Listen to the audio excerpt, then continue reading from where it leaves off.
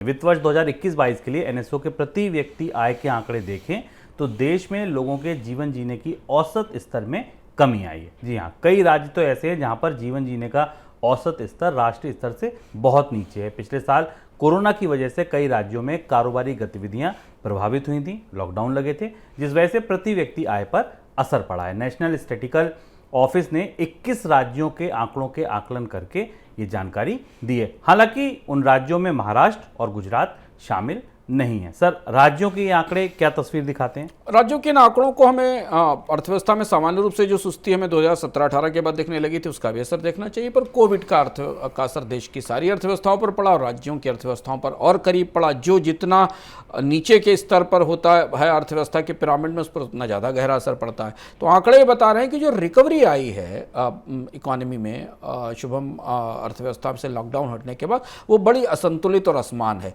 पूरे भारत में। इसीलिए हमने इन आंकड़ों पर आज चर्चा का विषय रखा, क्योंकि अगर आप 13.5% की भारत की जीडीपी ग्रोथ रेट में रिकवरी को देख रहे हैं तो बिल्कुल पूरे देश में एक समान रिकवरी नहीं है। और वो रिकवरी जो 2020-21 में भी आई और 21-22 में भी हमने देखी भारतीय अर्थव्यवस्था में, उसका असर सारे देश की अर्थव्यवस्थाओं पर एक जैसा नहीं दिखाई दिया, बल्कि उस 2 साल की मंदी ने भारतीय अर्थव्यवस्था में राज्यों के बीच जो अंतर्राज्यीय असमानताएं उन्हें बढ़ा दिया। अब जैसे आप एक आंकड़ा देखें कि भारत के पूरे देश की पर कैपिटा इनकम में जो कमी आई 2020 के 20 में, वो 2.9% की थी।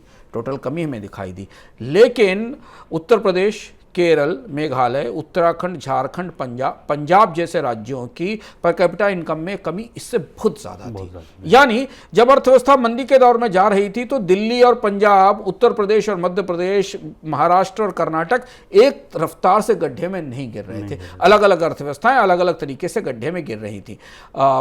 उत्तर प्रदेश में की जो औसत विकास दर थी वो लगभग 2.5% पर एनुअल पर कैपिटा इनकम की ग्रोथ रेट रही। तो ये आंकड़ा हमें 2013 से 2022 के बीच की भी पूरी तस्वीर बताता है, जिसमें भारत की नेशनल इनकम करीब 3.8% की दृष्टि से बढ़ी। इसमें कोविड वाले साल भी शामिल हैं जब गिरावट आई थी। पर अगर आप 2013 से 2022 का लंबा परिदृश्य देखें, लगभग 9 साल का परिदृश्य देखें, तो इस 9 साल के परिदृश्य में भारत की में प्रति व्यक्ति आय, जीडीपी को बांट दिया जाए अगर लोगों की कमाई में, तो कितनी आय होती है उसे हम प्रति व्यक्ति आय मानते हैं उसे वो 3.8% की दर से बढ़ रही थी। लेकिन उसमें उत्तर प्रदेश की, मेघालय की, झारखंड की, पंजाब की, इनकी, उत्तराखंड की, केरल की, इनकी विकास दर कम थी।